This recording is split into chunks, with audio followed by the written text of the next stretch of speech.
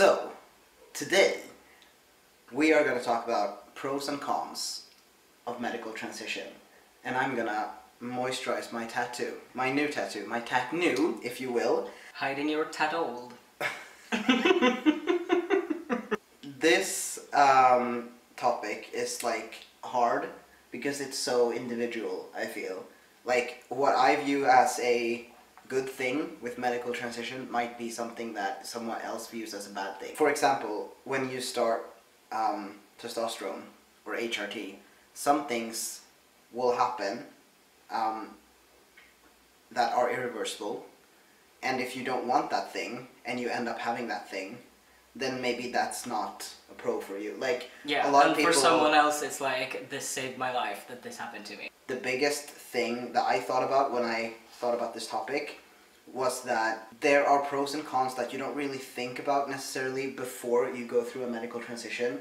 For example, just personally, I didn't really reflect on the fact that it's really hard to like be interested in makeup when you are socially seen as a man, because like I wasn't very interested in makeup before, not because I wasn't interested in makeup, but because I didn't like doing makeup because it made me dysphoric. Yeah. Yeah, but I was still interested in makeup. Now that I feel comfortable wearing makeup, there's no way that I would ever go outside unless it was like some big party or it was Halloween or something like that, but I would never go out wearing like feminine makeup because it terrifies me being seen as a man and wearing that. So sometimes I wish that I could just like change my body so that I would be viewed as very androgynous, so that if I put on makeup and I wore more feminine clothes, everyone would think that I was a woman, because then I would feel safe going out wearing makeup. Yeah.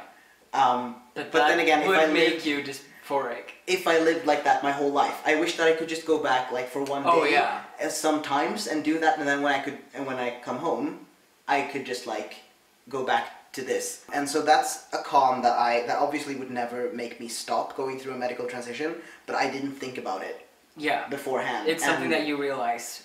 Yeah, I realized it now, and there was no way I could have it's not like realized it a before. deal breaker, but it's still something that's like, bugger. I have a pro thing, which is like only a pro thing this is like a discourse thing.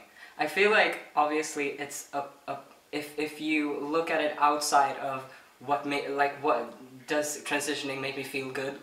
Probably because you want to transition, so obviously transitioning is a positive thing. But like outside of that, in society, obviously as a trans masculine person, it's a pro. Is that even what it's called? It's a pro. Yeah.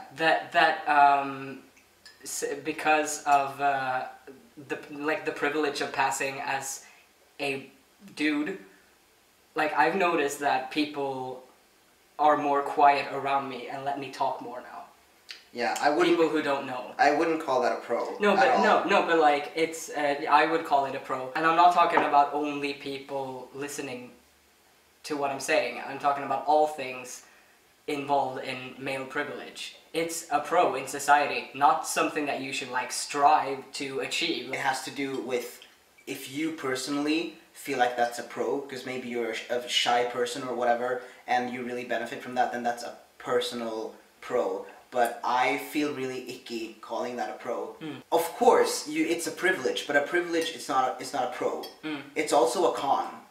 Yeah, it's also a con. It's also a con, because then you have a responsibility to, like for example, being seen as a man, when you're out late at night and you happen to walk behind a woman, it's your responsibility I feel, to either, walk on the other side of the street, or maybe talk on the phone, or do something that... Walk slower. Yeah, do something to make it visible to her that you're not a threat. It's very emotionally difficult for me, especially since I don't identify as a man. For example, in one of my jobs, I have to go in a changing room, and we have to change, not naked, but we have to take off our clothes to our underwear, and we have to change in order for us to work, and then when we go home, and it's mostly women that work there, so there aren't separate changing rooms. That can be emotionally difficult for me, actually, because I know that people, especially when there are new people that start there that don't know me yet, that they might see me as a threat, that they might feel uncomfortable. And so I am very unsure sometimes if they're in there and they're changing. I'm like, should I wait here in like the kitchen area? Should I go to the bathroom first and just give them a chance to get ready before I go in there? And that's very emotionally difficult to constantly have to think about that and to constantly feel like they might see me as someone who could be looking at them in that very objectifying way. And I hate that because I have had that, you know, I have been sexually assaulted, I've had that happen to me, and to have myself put in that spot, it's still, yeah, and I don't mean like, oh, I feel so bad for all the men that would never do anything. No, I'm just saying that as someone who is non-binary and has lived as a woman, it's very hard to be put on the other side of that, and I would never call that a pro.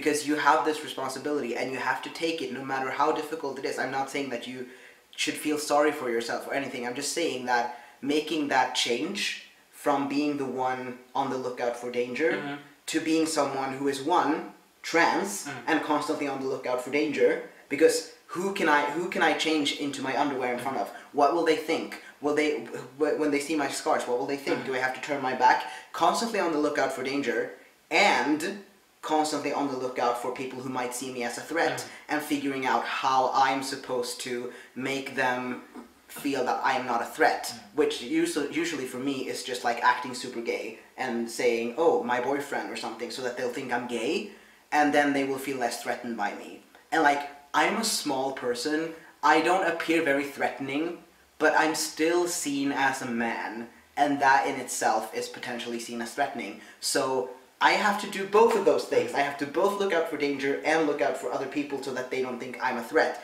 And that takes a lot of energy sometimes. So I would not call that a pro, and that's why. That could also be a con, that you you don't have the option to reverse pass anymore. Because if before medical transition you have, like, it's not fun, but if you have to go into like a situation where you're like, it's unsafe for me to present in a way where people might go, are you? You have the option to like go into the women's bathroom, for, you know, our situation is going to the women's bathroom, and feel safe in the women's bathroom as a woman. But you don't have that option anymore, especially when your gender marker is like on your identification papers and things, and obviously you look male, and someone's gonna be like, oh, can I see your thing? And you have to, can I see your thing? Can I see your paper? And you hand it over, and it's like, I did not before appreciate that you had like the reverse option. passing. I did not appreciate that enough before, because now I sometimes really wish that I could reverse pass, because like everything is so much more difficult. Like I can't even, I want to go swimming, okay?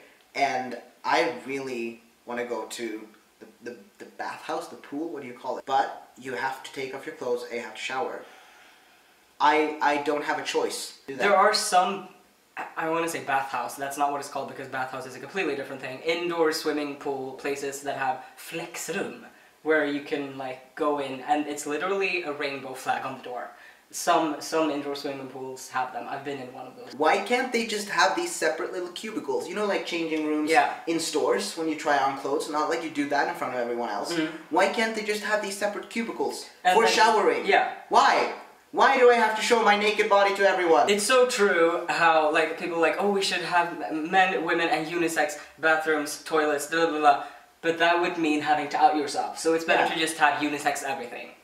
Or why couldn't you just have separate things? Why do I have to look at other people's penises? I don't want to see other people's genitals. I just want to swim. What if someone else is in there in that one little extra room, and I have to stand outside there and just wait, and everyone's like, oh, the changing room is this way, and I'm like, nah, I'm just gonna wait here for this room. Why would and they're you like, wait? Why? And I'm like, well, you see, I have a vagina. I get it. Why do you have to wait outside of the room? Like, why? No, because if someone else is in there, if there's one special changing room, already in there. No, it's like a special. It's like a changing room, like any other. It's just anyone can go in. Yeah, but I don't want to go in there. I want one separate for one person, like a disabled toilet or something. Yeah, it just meant you don't have to wait outside. You could. It's not for one person. It's for anyone who feels like they don't fit in it fit in the men's changing room. No, but fit in the women's. Yeah, but I know I know one bathhouse where they have one. Yeah. Okay. Room, special room where you can go and change, and I assume that you can shower in there. So I would have to go there, and if someone else is there, yeah. So, in summation, it looks like you're wearing this as a dress. Look, this is your body shape now. You're a triangle. The pros of medically transitioning are that you don't feel like shit anymore, hopefully. At least not in the same ways as before. And the cons are those that we listed, and possibly more, but it's all so personal. It's really difficult to make one video. Yeah, because like, if I asked someone else what the cons are of medically transitioning, they might say something else. But generally I feel like if you're someone who has gone through a medical transition, you do feel like the pros outweigh the cons. Totally. But if you're someone who's just thinking of medically transitioning, I look like a fucking thumb. If you're someone who is thinking of medically transitioning, then you might want to weigh the pros and the cons against each other, and like, what's a pro for you, what's a con for you. Summa summarum. Summa summarum. We are done now. Goodbye. I'm gonna do this thing. Fuck. Why? Okay. Goodbye. Goodbye. Oh, it's the wrong way. Hold on. Goodbye.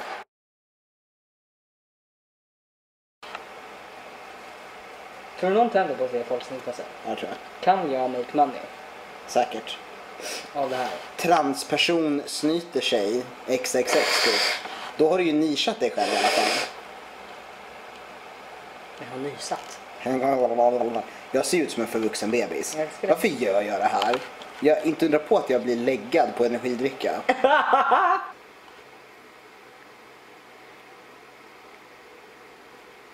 This is someone who enjoys his life